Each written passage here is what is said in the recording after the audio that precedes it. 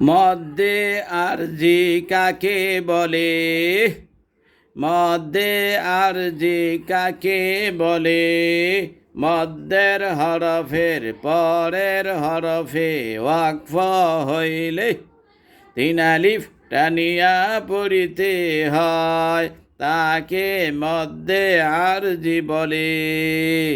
যেমন মুফলিহুন, এই যে মদ্দের হরফ, পেশের পরে ওয়াও সাকিন, এরপরে কি ওয়াকফ, এরকম যদি হয় তাহলে তাকে মদ্দে আরজি বলে। মুফলিহুন।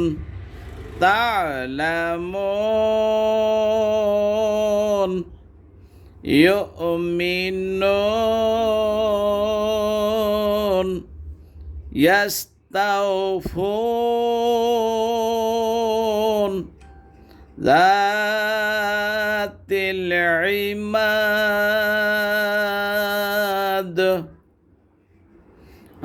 আজিম।